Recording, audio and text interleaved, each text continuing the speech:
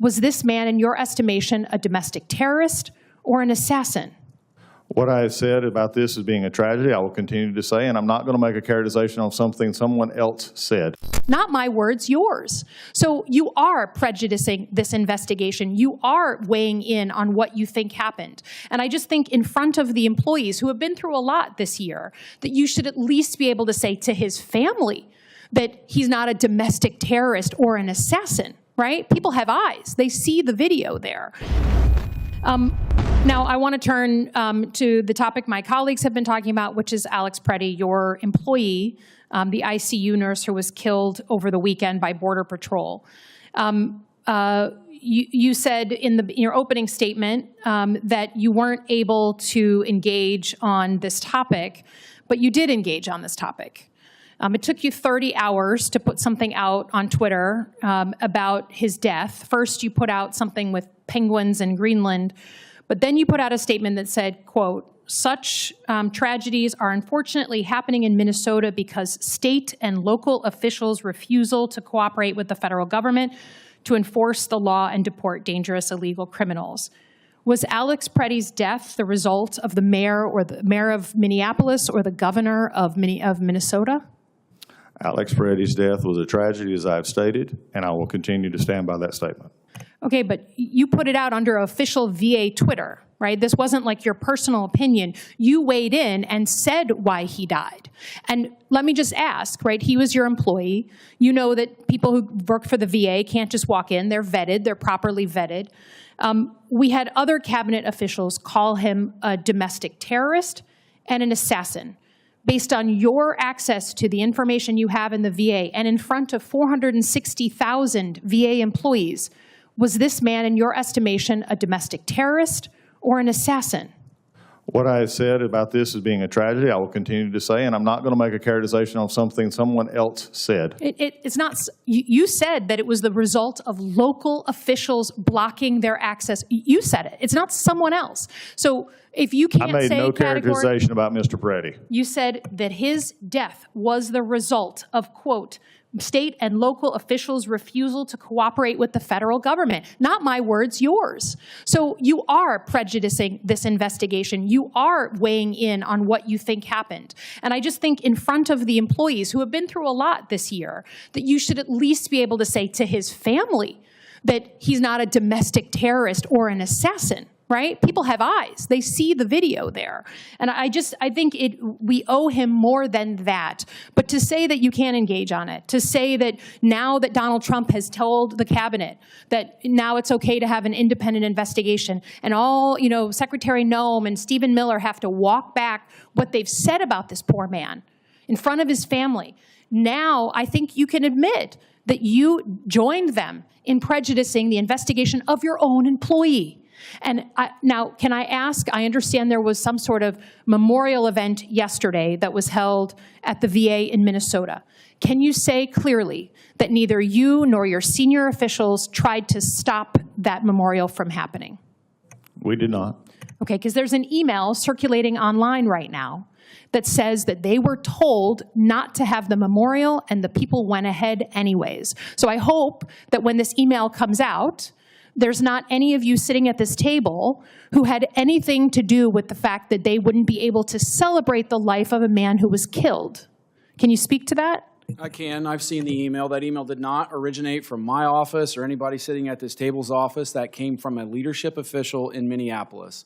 And so he just woke up, the man who, or man or woman, I don't know, who employed this man, who's dealing with all kinds of fallout and, terrible feeling when people lose that person just woke up and just decided to say that someone else, the higher ups, told her not to have this memorial. She just made that up? I don't know that she made it up, but I can't tell you what her perception of anything was. But what I can say is that we have been supportive in an appropriate time to be able to have a period for their employees to memorialize Alex Pretti. And they did that yesterday with almost 400 people. Well, I hope at noon, which was scheduled. You see how it takes a suspension of disbelief to believe that the woman who is the supervisor of this poor man said that higher-ups told her that she couldn't have a memorial. It seems a little hard to believe, but I yield my time. I'm done. Thank you, Mr. Chairman. You know, before I begin my questions, you know, people across America are really reeling from the horrifying murder of Alex Pretti by federal agents. And as we all know, Alex Pretti was an ICU nurse at the Minneapolis VA Medical Center. He is remembered by colleagues and friends as a calm presence amid the chaos of the hospital, someone who cared deeply for the veterans he served. He was remembered as a mentor, a caretaker, and someone who wanted to make a difference in the world.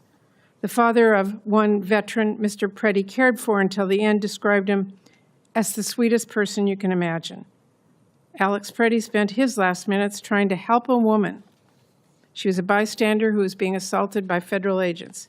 He was killed by those federal agents moments later.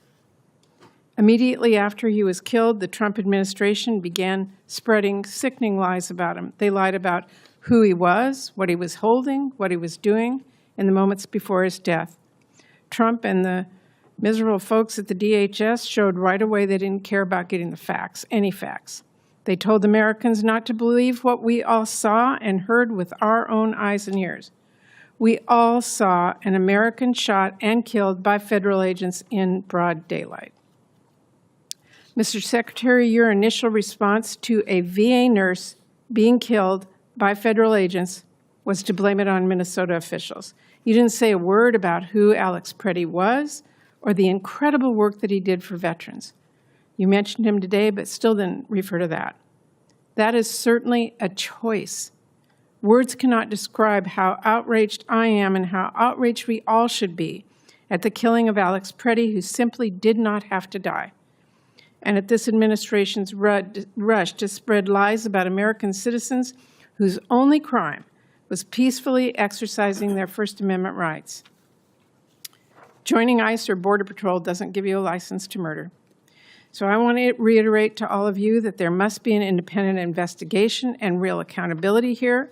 This can't continue, and I hope that we agree on that basic point, and Republicans join us to work with us to make that happen. But Mr. Secretary, I wanted to ask you today, it is my understanding that Minneapolis VA employees have not been granted personal leave to mourn their colleague because they're subject to mandatory overtime due to staffing shortages. Are you allowing any of the employees there to get personal help, to take any time off, or to offer them your support as they go through a very trying time of losing a very close colleague?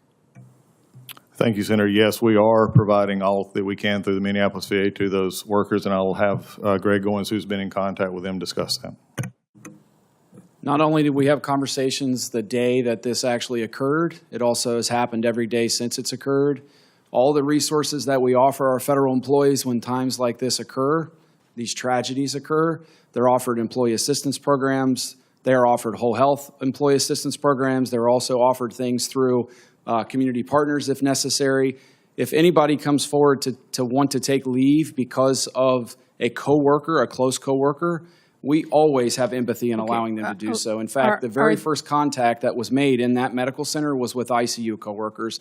And if I could just add, and I apologize, they just had a memorial service for Alex Pretti yesterday at noon where over 300 employees attended and were able to memorialize and remember him. Well, Mr. Secretary, I think it's important your words to those employees personally be taken care of.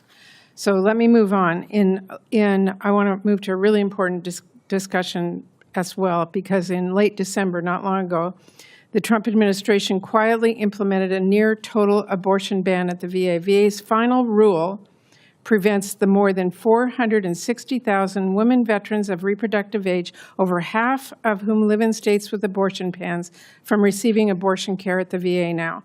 VA providers are not even allowed to discuss abortion as an option with veteran patients. Secretary Collins, a simple question. If a veteran has been raped, is she able to get abortion care at the VA under the current policy, yes or no?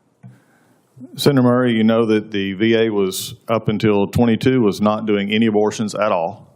This was a decision by the previous administration to bend the law, to go back something that had been over generations of both Democrat and Republican administrations. The VA was not in the issue of abortion. That is my simple question. That's my simple answer. No, a simple question. If you are raped, Can you get abortion There are care? no abortions to be done at the VA medical centers except the ones that are the life threatening of a mother. That has been very clear, and that was the process under Obama. Mr. It was under Secretary, Bush my and time Clinton is and out. I others. just want everyone to know that under this VA final rule, no exceptions for rape or for incest, and I find that outrageous. Thank you. Senator, I want it to be known to everyone listening that up until October or till 22, when when Secretary McDonough changed what was the high precedent and law of this country, there were no abortions of any kind Right, for and any excuse or any reason done And he in a VA medical rightfully center. corrected that to make sure that if someone was raped or a victim of incest, they could get health care. I would just Thank you, choose Mr. to, we Chair. probably see it differently.